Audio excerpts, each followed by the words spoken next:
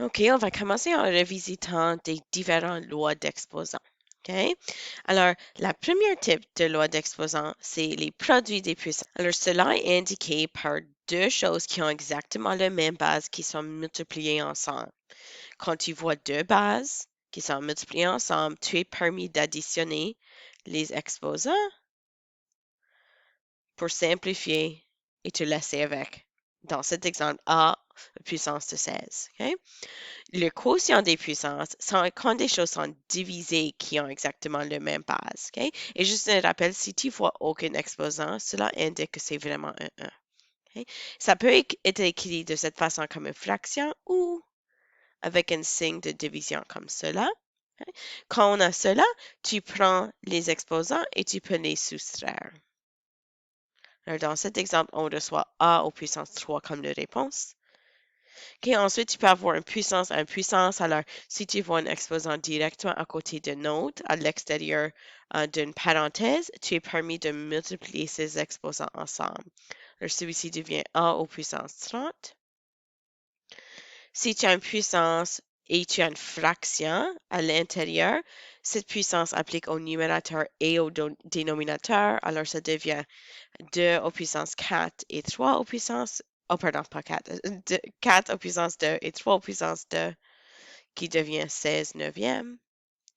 Et les puissances d'un produit, alors si tu as beaucoup de choses multipliées ensemble et ensuite une puissance à l'extérieur, cette puissance applique à chaque chose à l'intérieur des parenthèses ici. Alors, le 2, c'est au puissance 4. Le x, c'est au puissance 4. Et le y carré, c'est au puissance 4. Hein? Mais le 2 et le 4 sont directement à côté de l'un et l'autre, qui veut dire c'est une puissance d'une puissance. Alors, tu reçois 2 au puissance 4, x au puissance 4, y au puissance 8. Et typiquement, si tu as un nombre à une puissance, il faut calculer cela. Alors, 2 au puissance 4, c'est 16. Hein? Alors, ça, c'est les lois que tu as appris en neuvième. Hein? OK. Alors, quand ça devient un peu plus complexe et on commence à voir plusieurs lois mélangées ensemble, il n'y a pas une loi qui doit venir avant une autre. OK? Alors, ce que je suggère de faire, c'est choisir une stratégie et utiliser cette stratégie pour la majorité des problèmes. OK? Alors, pour la première, on a une fraction. Une grande fraction. Je suggère quand tu as un type de question comme ceci, que tu regardes au nombre comme un problème. OK? Alors, c'est vraiment juste 12 divisé par 4. Tu regardes au cas comme un problème parce que les bases cas sont exactement les mêmes. Et que tu regardes au m comme un autre problème. OK? Alors, dans ce problème ici, 12 divisé par 4, c'est 3. OK? Ceci, c'est k carré divisé par k. Et souvenez, si tu as rien là, ça c'est comme un 1. Alors, quand on a deux bases exactement les mêmes avec des exposants, on est permis de soustraire les exposants. Alors, 2 moins 1, c'est juste 1. Alors, j'ai juste k au puissance 1. OK? Et tu peux écrire le 1 si tu veux, mais souvent en mathématiques, on n'inclut pas cet 1. OK? Pardon, je ne peux pas l'effacer. Donne-moi un moment. Là. OK? Et la dernière, m au puissance 8 divisé par m au puissance 5. Encore même base, on peut soustraire. Alors, 8 moins 5, c'est 3. Pour la deuxième, chaque chose ici, c'est maintenant à la puissance 2. Alors, on fait 5 à la puissance 2. On fait x à la puissance 2. Et on fait y à la 3 à la puissance 2. Alors, 5 carré, c'est juste 25. X carré, on ne peut rien faire avec, alors ça reste. Et une puissance à côté d'une autre puissance représente une multiplication, alors on a y au puissance 6. Cette fois-ci, on a une expression multipliée par une autre. Okay? Alors, tu vas toujours multiplier les nombres ensemble. Alors, 6 fois 2, c'est 12. Et ensuite, traite-le comme des différentes lettres ou des différentes bases qu'on peut combiner. Alors, on a P fois P cubique. Alors, si on le réécrit, P fois P cubique, ça c'est comme P au puissance 1 fois P au puissance 3. C'est la même base multipliée. Alors, on peut additionner les exposants pour recevoir P au puissance 4. Ok. Ensuite, on a le T carré et T au 4. C'est multiplié ensemble. T carré, pardon. T carré fois T au 4. Encore même base, alors on est permis d'additionner les exposants pour recevoir T au puissance 6. On peut rien d'autre simplifier. OK. Maintenant qu'on va introduire les lois qu'on a apprises cette année avec les lois, avec les exposants négatifs et les exposants rationnels, on doit redéfinir qu'est-ce que ça veut dire simplifier des expressions. OK? Alors, ça dit ne laisse jamais des exposants négatifs dans la version simplifiée. Alors, dans ta réponse, je devrais jamais voir un exposant négatif. Ça veut dire qu'il faut appliquer le négatif et qui est l'inverse pour faire le problème. Par exemple, ici, tu as deux choix. Tu es permis, parce que c'est multiplié avec deux bases, tu peux additionner les exposants pour commencer. Alors, 3, ça devient 2 plus négative 5, qui est négative 3. Mais je ne peux pas avoir une négative dans ma réponse. Alors, je dois prendre le valeur 3 sur 1, applique le négatif pour trouver l'inverse. Hein? Et ensuite appliquer l'exposant de 3. Alors, ça devient 1 cubique et 3 cubiques. Okay? Une autre choix pour faire cette question, c'est de changer ceci en fraction pour commencer, si tu veux. Alors, ceci peut devenir 3 carré fois 1 sur 3 cinquièmes. Et tu peux réécrire cela comme 3 demi sur 3 cinquièmes. Encore, cela représente une soustraction maintenant que c'est une division. Alors, 2 moins 3, 2 moins 5, pardon, devient moins 3. Ça veut dire que la majorité des 3 sont encore dans le dénominateur. Okay? Parce que tu peux même le penser comme ça, c'est 3 fois 3 fois 3 fois 3 fois 3 fois 3 fois 3. Hein? Ouais, 3 des 3 restent dans le dénominateur. Ceci pourquoi on a 1 sur 3 cubiques ou 1 sur 27. Okay? Ça, c'est juste pour te montrer que dans cette unité, il va y avoir plusieurs stratégies qui te mènent aux mêmes réponses. Okay? Pour celui-ci, il y a plusieurs façons de commencer la simplification et qui va te rendre à la bonne réponse, juste comme j'ai dit. Alors, tu peux additionner les numérateurs pour commencer si tu veux.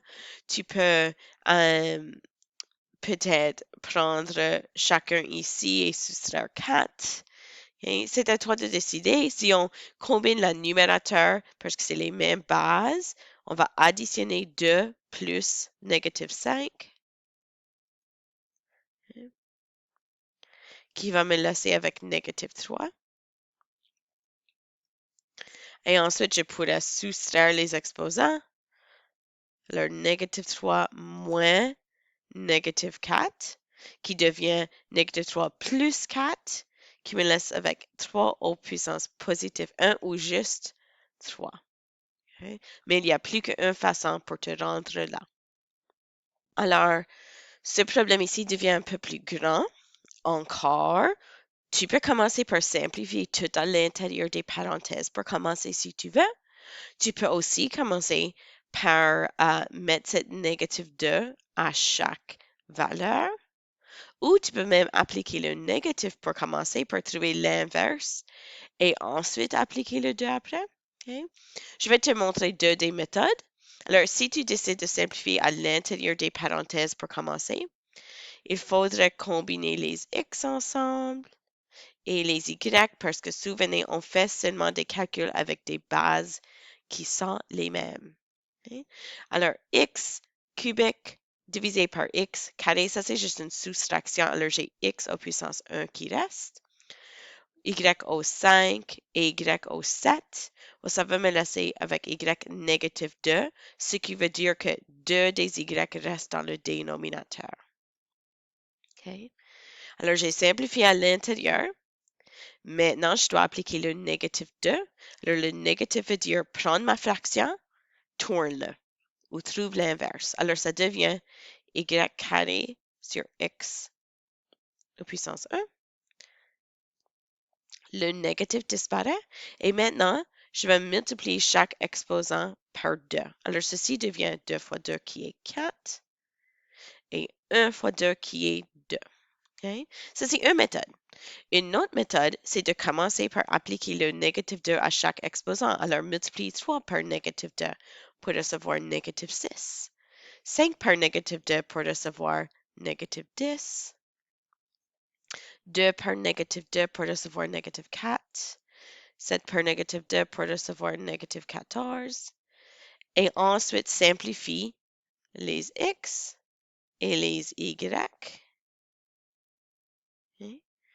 Alors, x moins 6 soustraire négatif 4. Ça, c'est comme négatif 6 plus 4 qui me laisse avec un négatif 2. Ça veut dire que le x reste dans le dénominateur. Okay? Ou, si tu veux l'écrire, l'étape au milieu, c'est x au négatif 2. Ensuite, y, négatif 10 moins négatif 14. Ça, c'est négatif 10 plus 14 qui est positif 4. Okay? Ça veut dire que ceci ne bouge pas, ça va rester dans le numérateur et c'est le x qui tombe dans le dénominateur. Alors, aussitôt que tu as un négatif, même si c'est dans le numérateur ou dénominateur, tu vas bouger son placement. Okay? Parce que c'est dans le numérateur, ça tombe dans le dénominateur. Si pour quelque raison c'était comme ceci originalement, ça changerait pour être dans le numérateur. OK, on va faire les dernières deux rapidement. Souvenez, parenthèse, parenthèse représente une multiplication. Alors, on combine les x et on ajoute parce qu'on multiplie avec la même base. Alors, 3 plus 2, ça c'est 5. On a y2 et y négatif 4. Si on ajoute ces deux choses, ça me donne négatif 2. Okay? Parce que j'ai un négatif, c'est pas simplifié. Originalement, ça c'est ma réponse, mais pour enlever le négatif, ça doit tomber dans le dénominateur. Maintenant, c'est complètement simplifié. Okay? Pour la deuxième, fais les nombres, la division des nombres, 10 divisé par 2, c'est 5. Ensuite, les A, 5 divisé par 5 soustraire 2, c'est 3. Et ensuite, 3 soustraire négatif 2, c'est comme 3 plus 2, qui est 5. Parce que j'ai aucun exposant négatif ici, j'ai fini. Si tu as un exposant qui est rationnel, soyez certaine, tu juste dois faire des calculs avec une fraction. Alors, ceci applique à le 8, à le A et à le B. Alors, ceci devient 8 à 1 au 1 tiers, A 3 au puissance 1 tiers et B 6 au puissance 1 tiers. Okay? Well, 1 tiers de 8, c'est comme faire la même chose que le racine cubique de 8, qui est 2. Okay? Well, si on a 3 fois 1 tiers, okay, ça c'est 3 fois 1 sur 3, ça c'est des réciproques, alors je vais juste recevoir A, okay, A au 1, ou juste A. Et ensuite, le 6 fois le 1 tiers me donne 6 sur 3, qui est 2. Okay?